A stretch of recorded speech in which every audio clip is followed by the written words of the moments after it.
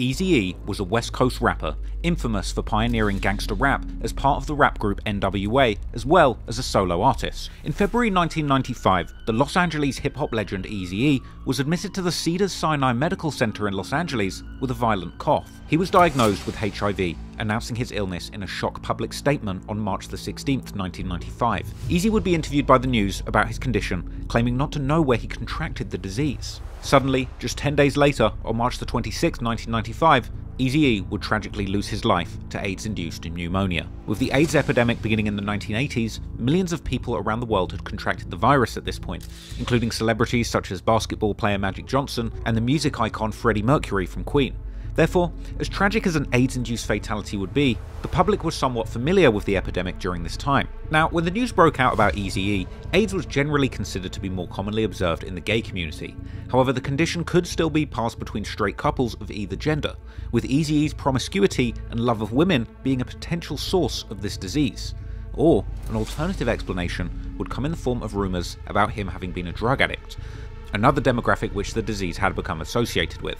At the time, many people assumed it was simply another case of a life taken from us too soon by a brutal disease. However, after a 2003 appearance on Jimmy Kimmel's show, Death Row Records owner and industry menace Suge Knight would spark a terrifying theory with an alternative explanation of how Eazy-E might really have lost his life, with there being years of speculation as to whether Eazy-E was really just unlucky enough to have caught this disease, or was there a darker truth behind the story?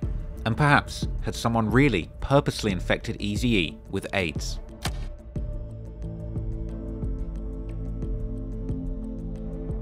During his short stint of fame, Eazy-E pioneered gangster rap music in the West Coast, beginning and funding the legendary rap group NWA and Ruthless Records. Unlike today, in the 1980s it was obscene that a famous musician would be actually affiliated with a real street gang, and Eazy-E was famously part of the Kelly Park Compton Crips, located in the east side of the city of Compton, about 20 minutes drive from downtown Los Angeles. Being involved in street feuds and living in such a gang-infested area, Eazy-E was normalized to violence, deception, and treachery. And by the time he entered the music industry, he was accustomed to the sort of shady behaviour that came with it from his time in the streets. Eazy-E and Ruthless Records had no shortage for enemies either. Starting with the NWA's breakout single F the Police, this track alone set the media and even the FBI against the group, leading to the song actually being banned from being performed publicly or getting radio airplay. The group was also being arrested and flagged down by the police on a regular basis.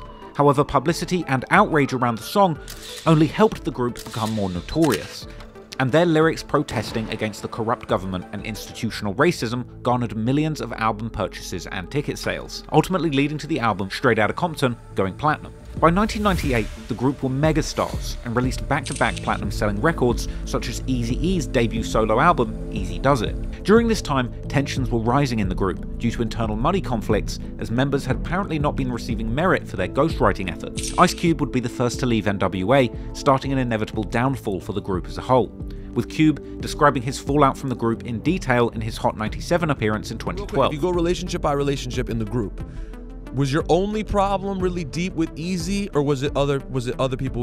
Were you good with Ren? Jerry Heller. It was just it wasn't Jerry. even Eazy. You know, I felt Eazy didn't know the business enough. You know, this is how I felt, because I remember him coming into it. He came in, you know, kind of wide-eyed. What do we do? You know, I'm ready to do this. You know, so I felt like he wasn't savvy enough to pull this without Jerry Heller's, you know, coaxing and you know, showing him how to make it happen the way Jerry wanted it to happen. So I was just mad at that dude because he wouldn't give me my contract. You know, I just wanted, yo, let me see it. Let me take it to my people. You know, the normal stuff you do when you get a contract. Of course. And he was like, I don't know, you know, I can't give it to you. You can sign it, but I can't give it to you. So that was shady. And so I had a problem with him. But you're good with the members. I was good with everybody. A little mad at E because I felt E wasn't taking the right side. You know, I felt E, he was kind of under his, doing enough to keep me in the group. You know, it was kind of like, yo, this is how. However, a more troubling issue would be introduced to Eazy-E and Ruthless Records in the late 1980s. This would be when ruthless artist the DOC would employ the notorious Blood Gang member and ex-football player Suge Knight as his security. with Suge ultimately going on to become one of the most feared gangsters in the American record business. Suge Knight was also from Compton and was given the name Suge by his father as an abbreviation for Sugar Bear, quite the juxtaposition to the 6'3", 300-pound frame that he would grow into. Suge grew up in a life of crime and would often go out robbing rich kids from the Hollywood area. Suge Knight also used his physicality to garner a successful college scholarship in American football, and he would go on to play for the University of Nevada in Las Vegas, juggling sports with his academics. Suge would actually go on to play for the NFL as part of the Los Angeles Rams in the 1987 strike season as a scab, meaning essentially he was a strikebreaker. Perhaps this being just one early proof that Suge Knight couldn't necessarily be trusted to do the right thing in every walk of life. Ultimately, Suge was cut from the team not long after this and sent back to the streets from the bleachers of the NFL. Aside from his talents in school and in sports, Suge would eventually hone his skills for the rough contact sport of gangbanging in the deadly streets of Compton, despite his mother seemingly doing her best to keep him on the straight and narrow. Suge couldn't play with us. His mother wouldn't let him play with us. Because we were the thugs in the neighborhood. And she had a goal for Suge, and that was for him to play sports. Suge would eventually become a highly respected Mob Piru Blood member, and aside from playing football in Vegas, Suge would occasionally work as a bouncer at the local nightclubs. And after he fully departed from the NFL, he would continue working as security, where he would work with famous entertainers such as the singer Bobby Brown, which is how he would ultimately go on to meet NWA members, the DOC, and Dr. Dre, with the turbulent relationship between Suge Knight and Dr. Dre ultimately being a major part of how things would ultimately play out with Eazy-E. After a brief amount of time working together and learning about Suge's violent reputation and respect in the streets, Dr. Dre sent Suge to investigate Eazy-E's financial arrangements on their Ruthless Records contracts. Suge would report his findings back to Dre, proving Ice Cube's earlier worries. Cube's suspicion of being robbed by Eazy and their manager Jerry Heller from Ruthless were indeed correct. Apparently Eazy and Jerry were being paid the large majority of the earnings from NWA, whilst the rest of the artists were being delayed and constantly pushed back on their contracts. This further worried Dr. Dre, as he and Ice Cube were in business with Jerry Heller first, before Eazy and Jerry had even partnered to found Ruthless Records. Jerry was managing Dr. Dre's electronic group the World Class Wrecking Crew and Ice Cube's rap group CIA. Following this revelation, Dr. Dre and the DOC decided they wanted out of their contract with Ruthless Records. They would choose to leave the group and start the infamous Death Row Records with Suge Knight. Following this, each member of NWA would go solo, and the group would fully break up. Tensions would reach an all-time high between ex-members, as Dr. Dre wanted to continue his career at Death Row, but Eazy-E still owned his publishing rights. When Dr. Dre and the DOC chose to leave Ruthless Records, Eazy-E would refuse to sign their releases, essentially meaning that for any music still put out by these artists, Eazy-E would still get his share of the profits. And it would be around this point when Suge Knight infamously paid a visit to Eazy-E in a recording studio to negotiate Dr. Dre's contract. This is an incident which is infamous and has been shrouded in mystery ever since it went down. Allegedly, during this studio meetup, Suge Knight would approach Eazy-E during the recording session, demanding that he release Dr. Dre and the DOC from their contracts. Eazy would initially refuse, which then led to Suge and his entourage beating Eazy-E with bats and metal pipes. Eazy would apparently still refuse to give over the contract, which led Suge to threaten Eazy, showing him the address of his mother and saying, "I know where your mama stay." He would also claim to have had Jerry Heller kidnapped in a van. After this incident, it's alleged that Eazy-E indeed did sign the release for Dr. Dre and the DOC. This situation was depicted in a very short and simple scene from the group biopic Straight Outta Compton. You gonna sign these, releasing Dre and DOC from Ruthless. Whatever, homie. Think I'm signing that? You crazier than I thought you was. I'm out. Eazy would go on to discuss this evening in more detail in an interview in 1993, saying, "Suge tried to destroy my record company with the help of others and Dre, so right now we're getting everything back together and we're finally going to come out fully loaded." Suge tried to destroy my record company with the help of others, Dre. So right now we're getting everything back together and we finna come out, fully loaded. Following the studio incident, Jerry Heller would recall a conversation he had with Eazy-E, saying that he wanted to kill Suge Knight for what he had done that day. With the kind of success that we had, that to have two mistakes, of course, but they were big mistakes, Dre leaving, and one day I came into the office and Mike Klein, who was the Mossad guy, whose wedding, the daughter's wedding I'm going to tomorrow night. But I came in the office and he and Eazy were talking, and I said, "What's going on here?" And Eazy said, "You know this guy Suge Knight?" I said, "Yeah." He says, "Well, I'm going to kill him." He said, "This guy's going to be a problem, and I think I should kill him." And I said, "Let me think this." I said, "Let me think this thing through." I said, "First of all, we're doing $10 million a month with 6 employees. We don't even have a typewriter in the office." I said, "We're the most successful startup record company in the history of the music business, and you want to kill this guy?" Luckily, Jerry managed to talk Eazy out of killing Suge, something he would apparently go on to regret. And you know something? I should have let him kill him. Yeah. You know, I would have done the world a favor. He would have done it for sure, by himself.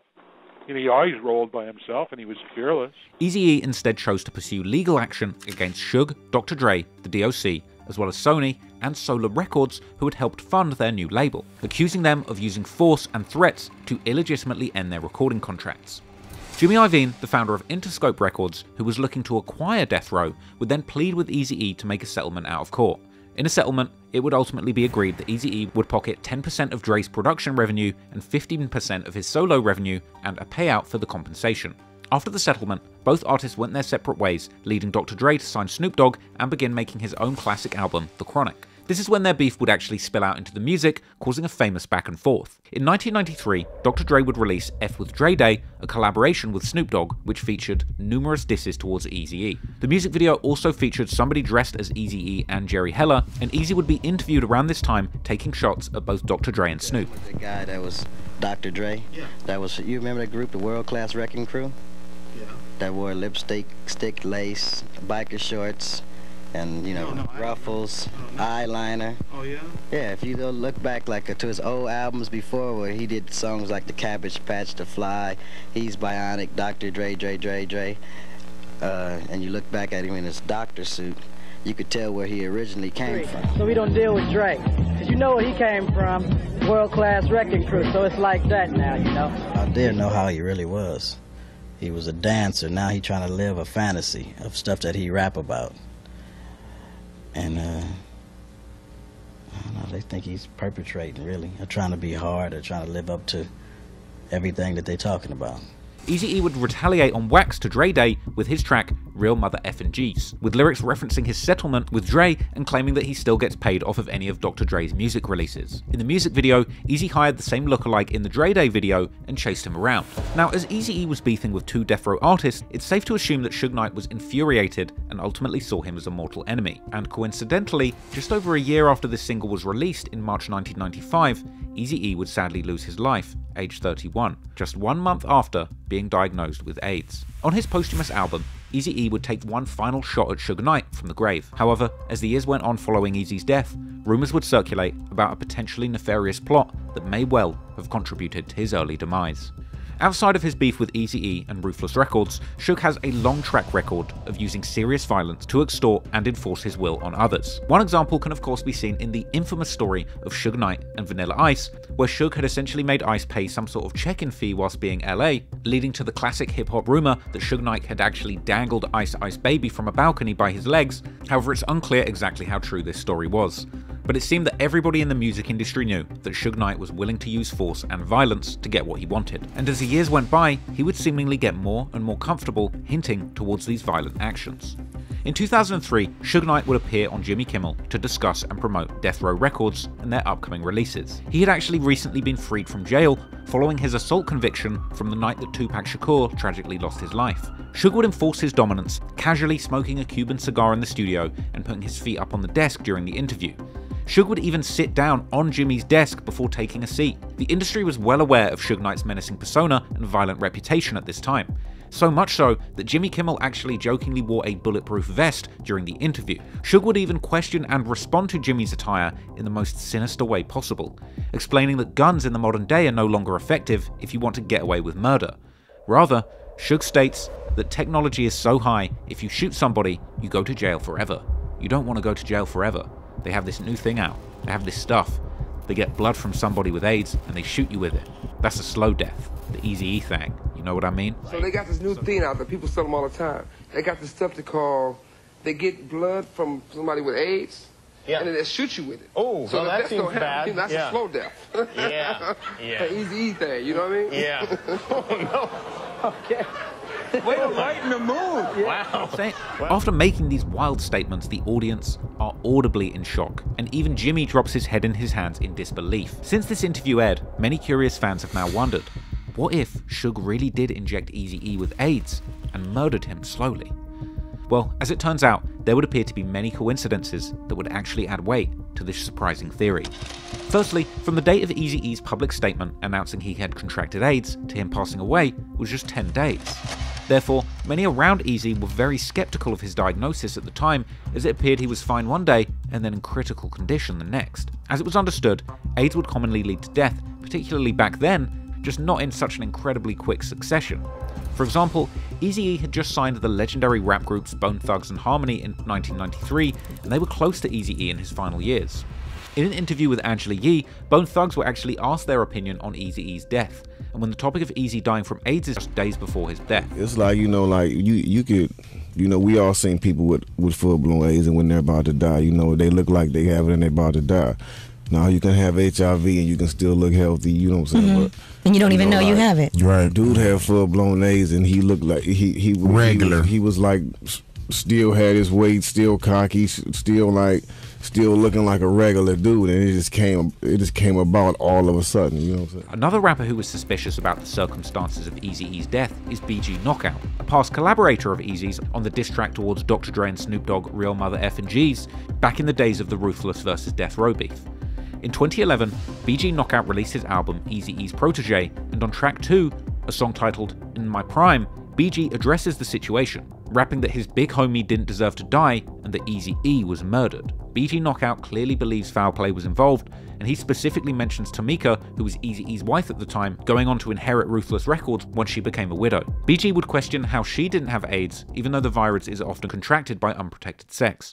Eazy-E was known to be promiscuous, and Jerry Heller even named women as his Achilles heel, with Eazy-E having allegedly 11 children to 8 different women at the time of his death. However, none of these women seemingly contracted the virus either. BG would also mention how Jerry Heller was fired just days prior to his death, possibly pointing towards him being a suspect. But on the contrary, Jerry Heller himself believes that there's a larger conspiracy to what happened and agrees that there was probably foul play involved. In a 2015 interview, Jerry appeared to be accusing Suge of killing Eazy. Jerry has also raised suspicion, suggesting that NBA star Magic Johnson, who also had AIDS, was able to get treatment and still lives strong to this day, but Eazy-E died within a month of his diagnosis, while pointing out that he, Jerry, was in fact the only person who didn't have anything to gain monetarily from Eazy dying. He would also mention how Eazy's estate amounts to tens of millions of dollars, possibly another motive for his murder, with the financial element leading some people to even accuse Eazy's widow Tamika Wright of killing him. However, that's a pretty wild accusation, and to this day, she has continued keeping Ruthless Records going in Eazy-E's name and keeping his legacy alive. For example, in the 2015 movie Straight Outta Compton, Tamika herself was listed as one of the producers. Now, one more rapper who possibly implicated Suge Knight in Eazy-E's murder is Frost, a Latino rapper who was signed to Ruthless Records. And in an interview for a documentary about Latinos in rap, he would discuss Eazy-E's death too, with Frost sharing a more wild theory that after an ATV accident, Eazy-E would go for an acupuncture treatment where he believes that he'd been injected with a tainted needle. From Eazy or taint thing, I'm gonna tell you what happened with Eazy getting AIDS, and I believe this to this day, and I don't care if you guys got it on film, you could tell the world. They gave him tainted needles with acupuncture needles that tainted him and gave it to him. He would then go on to say, I don't want to say that name because it's the devil's name, but another person in rap, if you know your history of rap, call him the devil. If you know the history of rap, West Coast rap, you know who I'm saying. You know, another person in rap, if you know your history of rap, calls him a devil, so if you know your history in rap or West Coast rap, you'll know who I'm saying. One person who is seemingly called as the devil amongst the rappers involved in the Ruthless vs. Death Row beef is of course Suge himself. In fact, Eazy-E's own son, Young Eazy, also named Suge as his father's killer on Instagram, repeating the accusations of Suge injecting his dad with AIDS. When considering Eazy-E and Suge Knight's dark and violent history, as well as Suge's comments on Jimmy Kimmel, it's easy to make theories and pin the blame on Suge. However, many have also argued against these claims. It's argued that Eazy-E likely passed away so soon after being diagnosed due to HIV's ability to remain in its latency stage for years before any symptoms arise. And while it's perhaps not likely, it's also not uncommon for the health to deteriorate very quickly after the onset. For example, he might have only become aware of his infection after catching some kind of other viral infection, which would then reveal that he had an untreated immunodeficiency disorder, which ultimately caused the pneumonia, which was what killed him. This is still the most common cause of death among people with HIV and AIDS, and it was even more common back then. Moreover, although there's little research into AIDS that was injected into somebody on purpose, the common understanding among medical professionals appears to be that this likely wouldn't have made any symptoms worse. When it comes to the claims that it's weird that none of Eazy-E's sexual partners got infected, there's also many conflicting opinions. One California doctor actually even claimed to have treated 2 people that Eazy-E had infected with the disease. But on the other hand, the fact that Eazy may have already had HIV or AIDS but didn't infect any of the women he was intimate with is not very spectacular either. According to Stanford University, the risk of a woman receiving HIV transmission via traditional intercourse is generally about 0.08%, or 1 transmission per 1,250 exposures. However, the likelihood of catching it can multiply depending on the viral load of the carrier, which can be much higher during the first few weeks after becoming infected. But even this number is still rather small when it comes to traditional intercourse. And yet, this also goes the other way around. In fact, the chance of men getting infected with HIV is significantly smaller than women when it comes to traditional relations between men and women, raising the question, how did Eazy become infected in the first place, as he seemingly didn't partake in another main reason of getting infected, injecting drugs. Most likely then, he did indeed get infected with the disease through sex.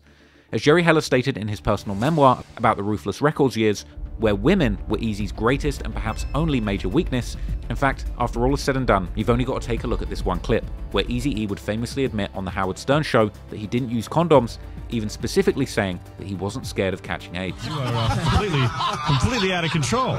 You really are. I'm just letting you know it works, and I'm not, homosexual or nothing like that. Right, so you you wear condoms when you have sex? No, apparently not. You don't have condoms? Nah. You never wear a condom? Nah. You heard about AIDS? Yeah, but the people that I mess with don't.